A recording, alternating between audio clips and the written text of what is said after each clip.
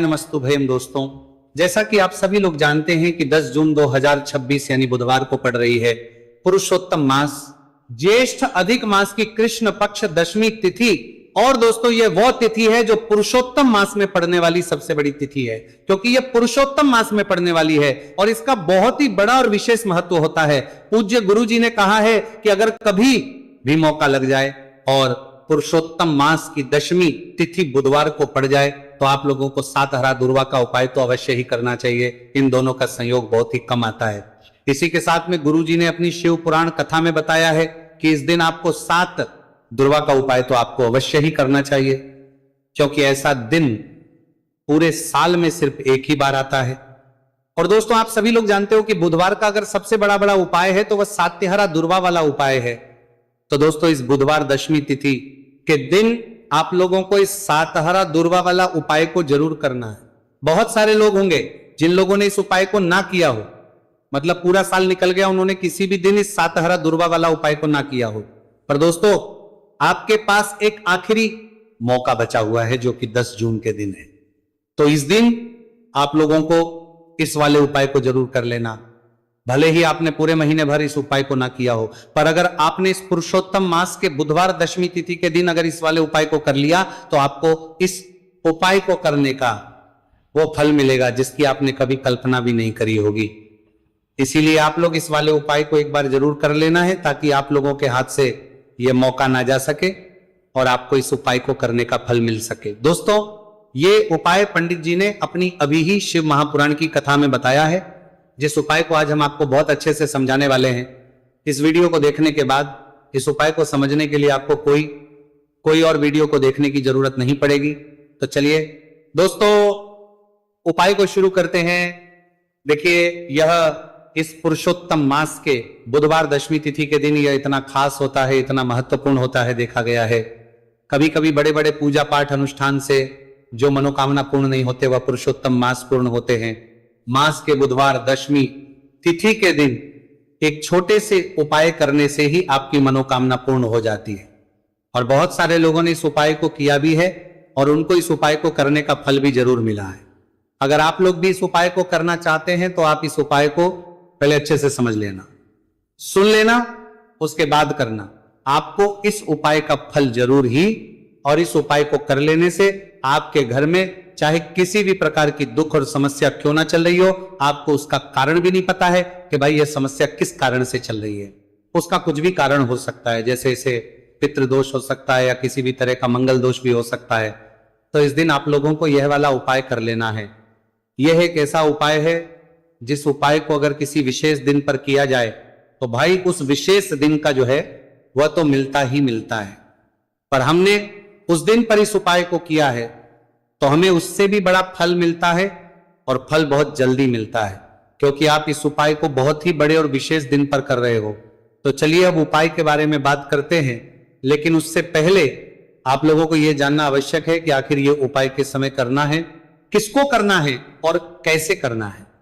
तो चलिए हम आगे आपको वीडियो में एक एक करके बता देते हैं। उससे पहले अगर आप लोग हमारे चैनल पर पहली बार हैं तो हमारे चैनल को सब्सक्राइब करना ना भूलें, और अगर आपके पास कोई सवाल है तो आप हमें कमेंट बॉक्स में बता सकते हैं। और अगर आपको हमारा वीडियो पसंद आया है तो आप हमें लाइक और शेयर करना ना भूलें। और अगर आपको हमारे चैनल की जानकारी चाहिए तो आप हमें फॉलो कर सकते हैं। और अगर आपके पास कोई प्रश्न है तो आप हमें कमेंट बॉक्स में बता सकते हैं। पहली बार आए हैं या फिर मेरी आवाज आज पहली बार सुन रहे हैं तो हमारे चैनल को सब्सक्राइब जरूर कर लेना, और इस वीडियो को करके कमेंट बॉक्स में श्री शिवाय नमस्तुभयम ओम नमः शिवाय जरूर टाइप कर देना। तो दोस्तों इस सात दुर्वा वाला उपाय को हमें इस बुधवार दशमी तिथि के दिन कैसे करना है, किसको करना है, किस समय करना है और कहां पर करना है, ये सारे सवालों के जवाब आपको इस वीडियो में मिल जाएंगे। और जो ये वीडियो देखेगा भाई उसको सात हरा दुर्वा वाला उपाय जरूर करना चाहिए, क्योंकि इस दिन सात दुर्वा का भी बहुत ही बड़ा और विशेष महत्व होता है। और जब बात आ जाए हरा दुर्वा की तो ये सोने पर सुहागा वाली बात हो जाती है, और ये एक बहुत ही बड़ा उपाय हो जाता है इस बुधवार दशमी तिथि का। तो अब दोस्तों इस सात हरा दुर्वा वाला उपाय को आखिर करना किसको है, सबसे पहले हम लोग वो बात जान लेते हैं। तो देखो घर की जो बड़ी माताएं बहनें होती हैं, उन माताओं बहनों में से कोई भी एक बड़ी माता बहन इस वाले उपाय को कर सकती है। और दोस्तों, अगर आप चाहें तो अपने घर में से सभी सदस्यों भी इस उपाय को करवा सकते हैं। अगर किसी व्यक्ति की उपाय को करवा सकते हैं, बड़ी माताएं बहनों में से खुद की कोई मनोकामना है, खुद की कोई दुख और परेशानी है जो कि वह अपने लिए ही करना चाहता है इस वाले उपाय को, तो वह खुद अपने लिए भी कर सकता है। बाकी अगर कोई घर में से ऐसा है जो कि अपने पूरे घर परिवार की सुख और शांति के लिए यह वाला उपाय करना चाहता है, तो भाई वो भी करवा सकता है, उसमें भी कोई दिक्कत वाली बात नहीं है। कहने का मतलब यह है कि इस उपाय को हर सदस्य भी कर सकता है और पूरे घर परिवार के सदस्य के लिए घर की बड़ी माताओं बहनों में से कोई एक माता बहन भी कर सकती है।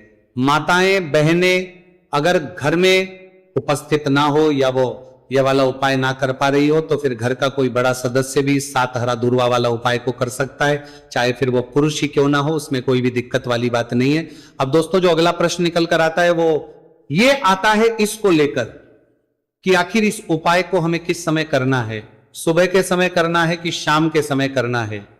तो देखो, इस वाले उपाय को आप लोग सुबह के समय भी कर सकते हो और शाम के समय प्रदोष काल में भी कर सकते हो।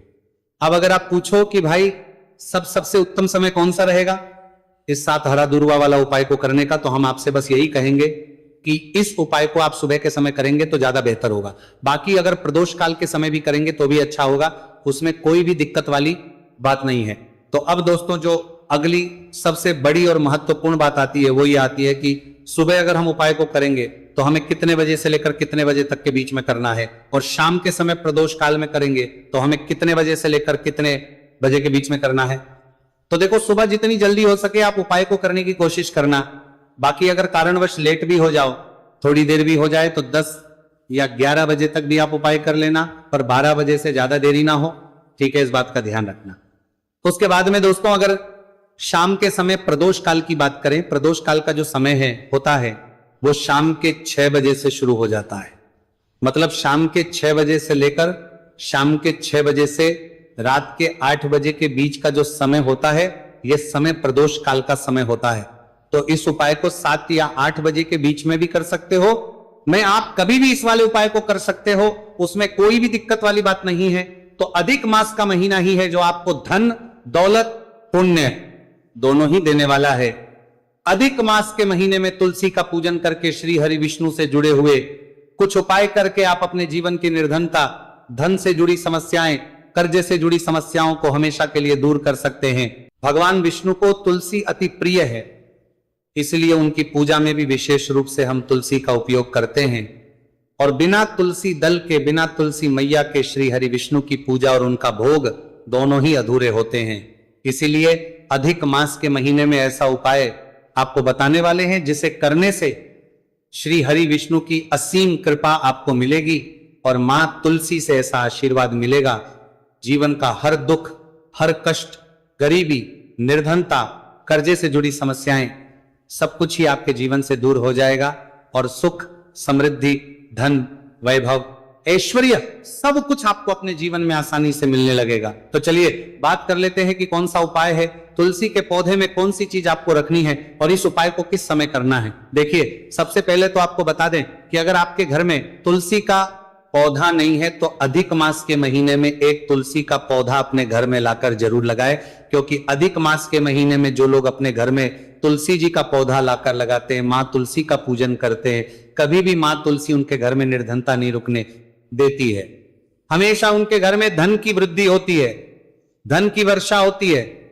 तो जरूर से तुलसी का पौधा अधिक मास के महीने में अपने घर जरूर लेकर आए और अच्छे से आपको मां तुलसी का पूजन करना है। मां तुलसी के पौधे की देखभाल करनी है। और वह कौन चीज है जो आपको तुलसी के पौधे में अधिक मास के महीने 10 जून बुधवार दशमी तिथि में रखना है। और कैसे यह चीज रखते ही रातों रात आपके जीवन में चमत्कार होगा और आपके भाग्य का भी आपको साथ मिलेगा। तो देखिए, इस वीडियो में जितने भी उपाय हम आपको बताएंगे सभी उपाय सरल है। देखो, गुरुजी ने कहा है कि बुधवार के दिन आपको 7 हरा दूर्वा वाला उपाय तो अवश्य ही करना चाहिए। वीडियो के अंतिम में आपको उपाय बताया है, आपको करना है। देखो, आगे बढ़ने से पहले वीडियो को एक लाइक जरूर करें। देखो, सबसे पहला उपाय, यदि आपके जीवन में कर्जा बहुत अधिक है, आपके जीवन में संकट बहुत अधिक रहते हैं, आपके ऊपर बहुत अधिक विपदा आ रही है, बार बार आपको अपने व्यापार में और अपने धन में हानि देखने को मिल रही है, यानी कि आपको प्रत्येक कार्य में हानि हो रही है, तो आपको यह उपाय करना चाहिए। इस उपाय को करने के लिए आपको दो चीजों की आवश्यकता होगी। सबसे पहले है, आप जानते हो, जो कि भगवान गणेश जी को समर्पित होती है, तो आपको वह हरा दुर्वा की आवश्यकता होगी, साथ ही में एक लोटा जल की आवश्यकता होगी। और आप जब भी उपाय को करें, जिस दिन भी आपको करें, तो आपको प्रातः कल सुबह सुबह ही सुबह वह करना है। इस बात का विशेष रूप से आपको ध्यान रखना है, ठीक है। तो आपको एक हरा दुर्वा लेनी है। अगर आधा हरा दुर्वा भी मिल जाती है तो भी कोई दिक्कत नहीं है, बस आपको हरा दुर्वा है। अगर ज्यादा ना मिले तो उस स्थान पर एक हरा दुर्वा भी ले सकते हैं। हरा दुर्वा आपको आसानी से कहानी पर भी मिल जाएगी।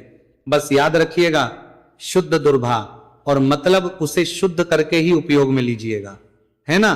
तो आपको करना क्या है, एक हरा दुर्वा या एक से ज्यादा भी हरा दुर्वा आप लोग ले सकते हैं। तो एक हरा दुर्वा अपनी ले लीजिए, एक हरा दुर्वा के साथ में आप एक लोटा जल ले लीजिए, और इन दोनों ही चीजों को लेकर शिवाजी के मंदिर पहुंच जाइए। जी के मंदिर पहुंचकर सबसे पहले आप शिवाजी के पास में बैठ जाइए। शिवाजी के मंदिर पहुंच लेकर शिवाजी के पास में बैठने के बाद जो शिवाजी की शिवलिंग होगी, शिवलिंग के ऊपर सबसे पहले आपको ये दूर्वा को समर्पित करना है। दूर्वा को कुछ इस प्रकार से समर्पित करना है कि जो दूर्वा की दांडी का मुख होगा वह जलधारी की तरफ हो, जहां से जल नीचे करता है ना। और जो हरा दूर्वा का मिला हुआ भाग होगा वो अपने आप शिवाजी के पीछे की तरफ हो जाएगा, ठीक है। तो इस प्रकार से ये हरा दूर्वा का, ये दूर्वा आपको भगवान शिवाजी का शिवलिंग के ऊपर समर्पित करनी है।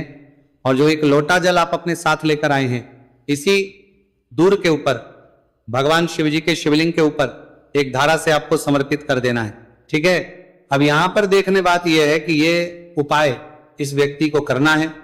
जिस व्यक्ति की नौकरी नहीं लग रही हो, जो व्यक्ति परीक्षा में पास होना चाहता हो, तो इस व्यक्ति को अपने हाथों से इस उपाय करना है, तभी उपाय कम करेगा, ठीक है। उपाय को करने के बाद आपको 3 महीने उपाय आपको कब तक करना है, जब तक कि आपकी नौकरी ना जाए। जब तक आप इस उपाय को नियम के साथ करो, आपकी नौकरी जरूर लगेगी। अब बात करते हैं दूसरे उपाय के बारे में। तो देखिए दूसरे उपाय जो है, देखिए इस उपाय के लिए आपको मात्र 1 लौंग का जोड़ा लेना है, यानी कि 2 फूल वाली लौंग लेनी है। साथ में आपको मात्र थोड़ा सा शहद लेना होगा, और इसी के साथ में आपको तांबे के पात्र अंदर शुद्ध जल लेना होगा। अब देखिए इन सभी सामग्रियों को लेकर के आपको भगवान शिव के मंदिर में पहुंच जाना है। देखिए ये उपाय आप सुबह से लेकर शाम तक कर सकते हैं। तो वह सबसे पहले तो आपके पास जो 2 फूल वाली लौंग है, उन्हें आपको शहद के अंदर अच्छे से डुबो है, यानी कि दोनों लौंग पर आपको अच्छे से शहद का लेपन कर देना है। अब आपको जो आपके पास एक लोटा जल है, सबसे पहले तो उसे शिवलिंग पर धीरे धीरे समर्पित करना है, और श्री शिवाय नमस्तुभयम इसका जाप करते हुए समर्पित कर देना है। अब आपके पास जो 2 फूल वाली लौंग है, शहद से उसे आपको शिवलिंग पर अर्पित करना है, और आपको प्रार्थना करनी है कि जीवन में जो रोग की स्थिति है वह समाप्त हो, जीवन के जो संकट और समस्याएं हैं वह सभी समाप्त हो, जीवन से जो कर्ज की समस्या है वह समाप्त हो। इस प्रकार से प्रार्थना करते हुए ये जो 2 फूल वाली लौंग ही शहद संयुक्त इस आपको शिवलिंग पर अर्पित कर देनी है। आपकी जो भी समस्या होगी इस बुधवार के दिन अवश्य ही समाप्त हो जाएगी। तो इस प्रकार से आपको पहला उपाय करना है। अब हम बात कर लेते हैं दूसरे उपाय के बारे में।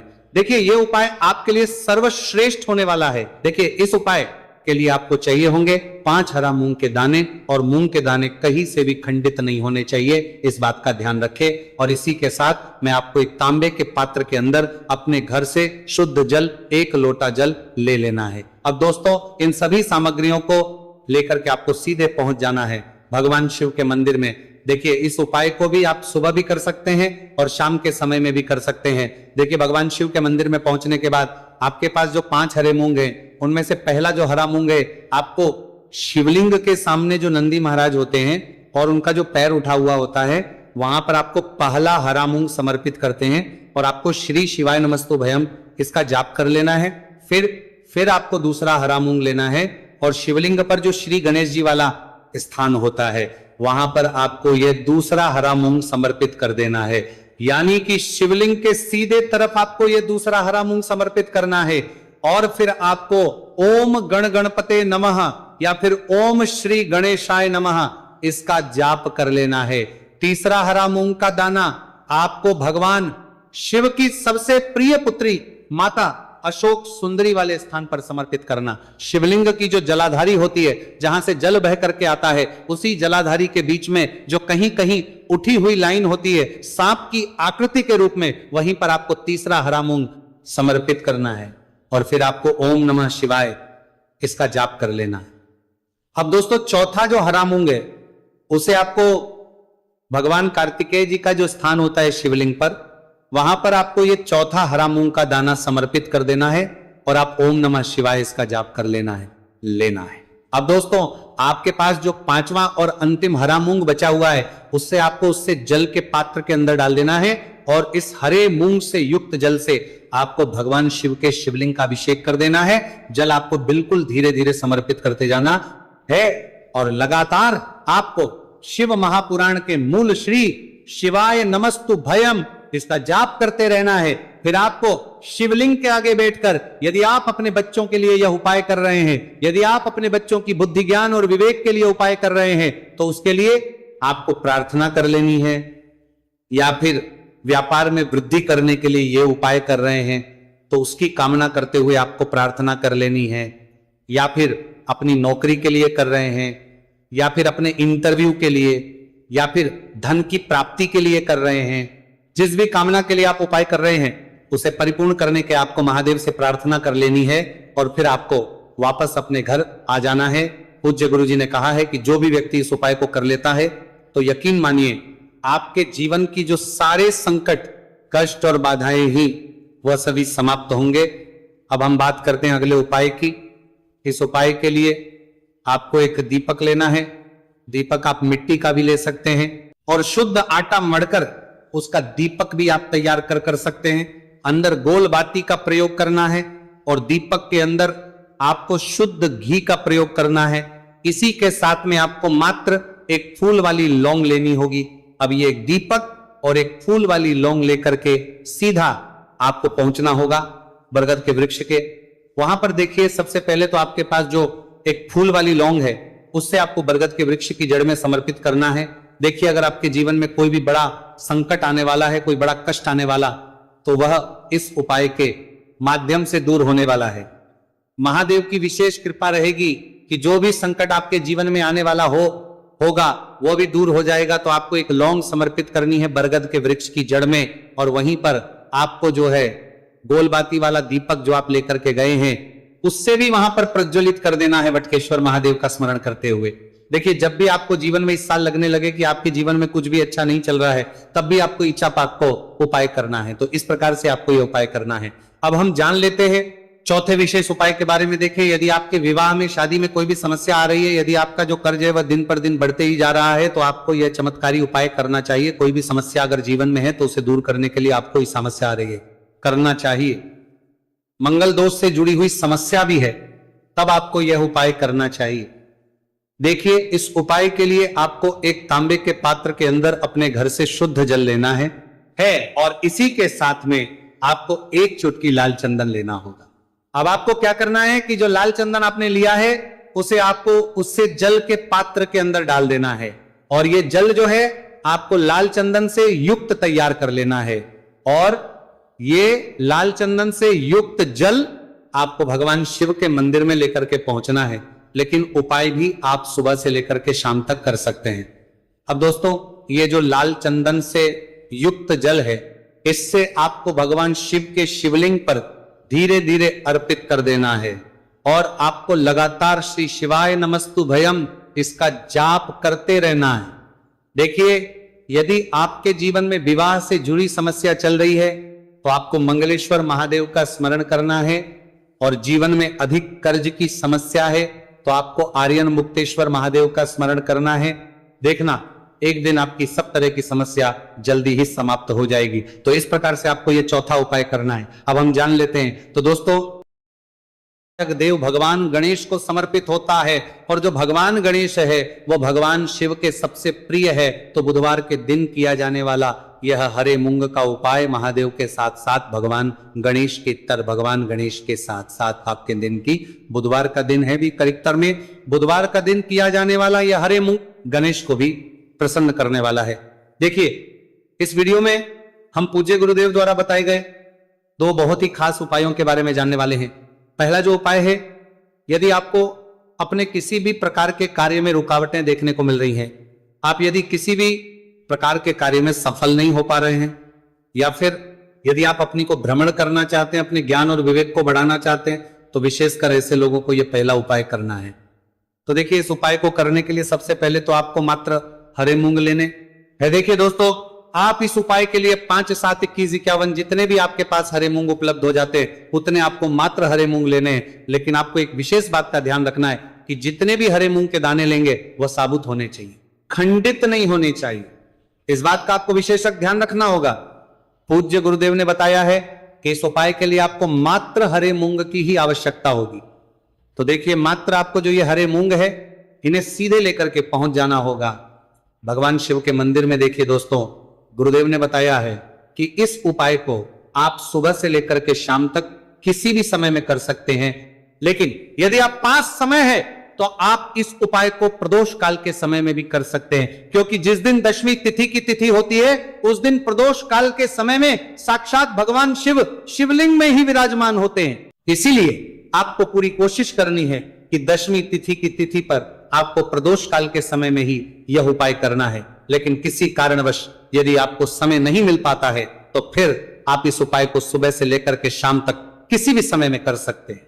तो देखिए दोस्त, सबसे पहले तो आपके पास जितने भी हरे मूंग, चाहे आपके पास 5 हरे मूंगे, 5, 7, जितने भी हरे मूंग, चाहे आपके पास 5 हरे मूंगे, 5, 7, 21 जितने भी हरे मूंगे, उन्हें आपको अपने सीधे हाथ की हथेली में रखने हैं और आपको अपनी मुट्ठी के अंदर इन हरे मूंग को बंद कर लेना है।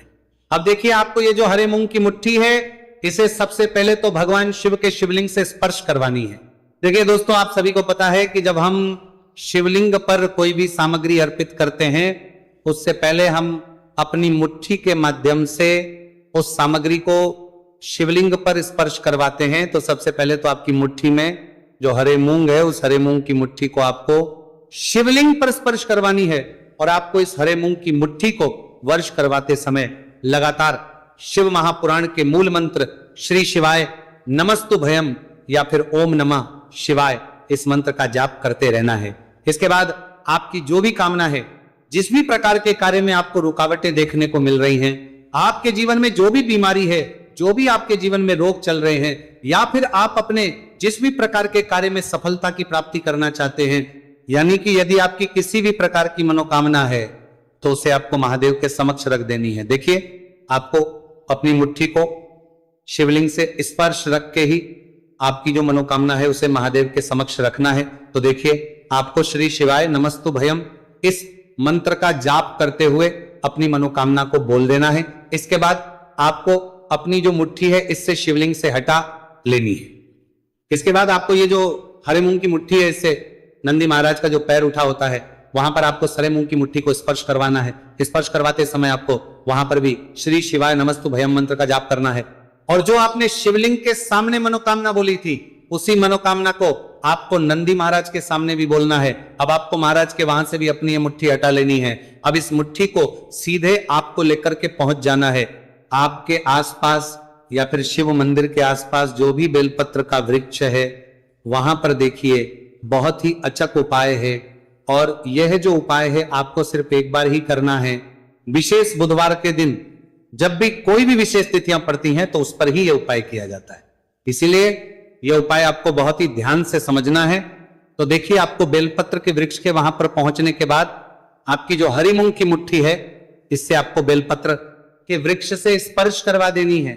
और आपकी वही मनोकामना जो आपने शिवलिंग के वहां पर बोली थी, नंदी महाराज के सामने बोली थी, उसी मनोकामना को आपको बेलपत्र के वृक्ष के वहां जब हरे मूंग की मुट्ठी को स्पर्श करवाएंगे, वहां पर भी आपको बोलनी है श्री शिवाय नमस्तु भयम।